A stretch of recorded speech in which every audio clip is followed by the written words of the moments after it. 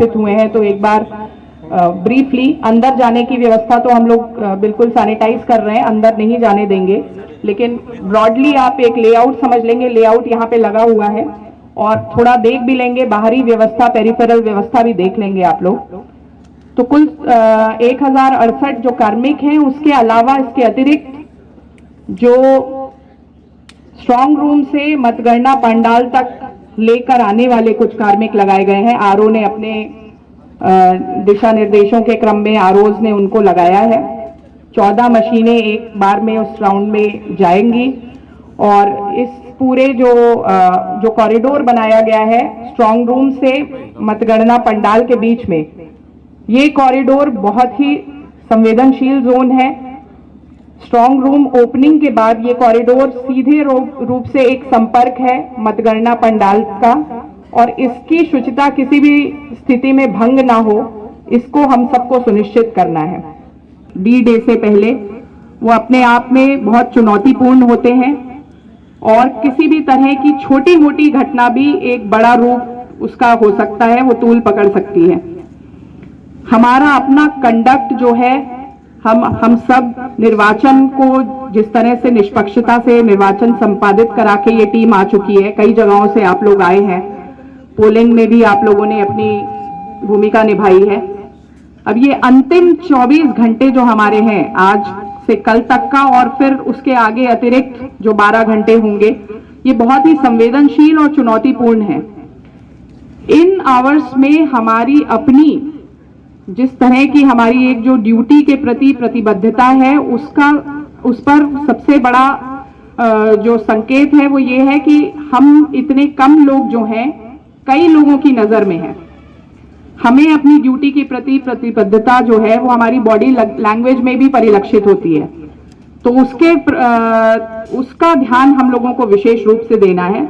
EVM पूर्णतः सुरक्षित हैं। हम लोगों ने आज जो इनके डाउट्स थे उस पर वार्ता करके इनको सारी शंकाओं को मिटाया है।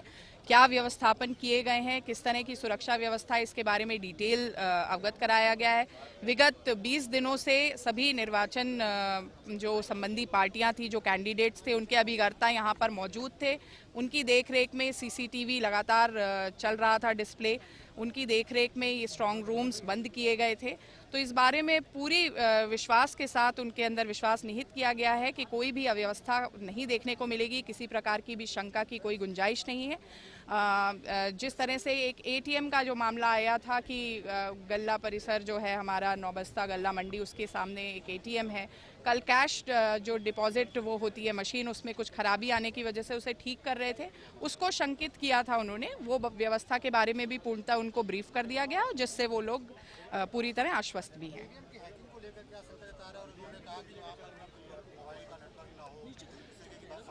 मोबाइल तो किसी भी दशा में हम लोग ने अलाउ नहीं किए हैं, लेकिन जैसे कि मीडिया गैलरी जो बनेगी आप लोगों के लिए, वहाँ पर इलेक्ट्रॉनिक गैजेट्स और मोबाइल हैं, तो इस तरह से हम लोग ने ईयर मार्किंग की है और इस बात को आश्वस्त भी किया है कि किसी भी दशा में कोई अव्यवस्था जो है वो नहीं होने दी जाएगी। देखिए, हमारा जो आयोग के निर्देश थे, आइसोलेशन कॉर्डन, इनर कॉर्डन और आउटर कॉर्डन, वो तीनों जगह पर हमारा पुलिस बल हम लोगों ने लगा दिया है। आज उनको ब्रीफ किया गया कि किस तरीके से उनको फ्रिस्किंग करनी है, चेकिंग करनी है, कोई भी इलेक्ट्रॉनिक इक्विपमेंट्स अंदर अलाउ नहीं करने, इस बारे में उनको स्पष्ट कर दिया गया है। साथ ही साथ कोई भी बॉटल या कोई भी वस्तु ऐसी नहीं अंदर ले जाने, कोई भी हथियार या वो ना ले जा पाए, इसलिए उसको प्रॉपर फ्रिस्किंग का उनको ब्रीफ किया गया है। 15 जगह पर हमने DFMD चेकिंग और फ्रिस्किंग के लिए लगाए हैं। इसके अतिरिक्त पूरा ये जो एरिया है उसको CCTV की कवरेज में किया और एक कंट्रोल रूम बनाया है, जिसको हमारे अधिकारी राउंड द क्लॉक देखते रहेंगे। ट्रैफिक हमने डाइवर्ट कर दिया है। जो मंडी के सामने वाला जो एरिया है, दोनों साइड करीब जो 1 किलोमीटर का रहा है, दोनों साइड 500 मीटर का एरिया, उसको बिल्कुल सैनिटाइज कर दिया है। तो वहाँ पर कोई भी भीड़ इकट्ठा हम होने नहीं देंगे। इसके लिए हमें जो CPMF की कंपनीज भी मिली हैं, उनकी हमने मोबाइल ड्यूटीज़ लगा दी हैं, ताकि वो वहाँ पर राउंड लेके सुनिश्चित करें कि कहीं पर भी भीड़ इकट्ठा ना हो और जो भी चीज़ें उनको देखा जा रहा है, कहीं किसी प्रकार की कोई समस्या नहीं है और काउंटिंग को सकुशल रूप से संपन्न कराया जाएगा। कंसर्न है वो ईवीएम हैकिंग की संभावना जता रहे हैं और कल भी कुछ अनवांटेड लोग यहाँ पर आ गए थे। देखिए उसमें जो एक व्यक्ति कल जो आया था उसके बारे में एलिगेशन लगाए थे, उसमें वही किसी एजेंट से मिलने के लिए आया था। पुलिस ने तत्काल उसको पकड़ लिया, उसको 151 की कार्रवाई करी और उसको जेल भेज दिया। वो एक एडवोकेट था जो उसने बताया कि वो किसी से मिलने के लिए आया था। दूसरी चीज़ जो एक रेस करी है कि पुलिसकर्मी के रूप में इम्पर्सनेशन करके आ सकते हैं, तो हम लोगों ने आई कार्ड इशू करे हुए।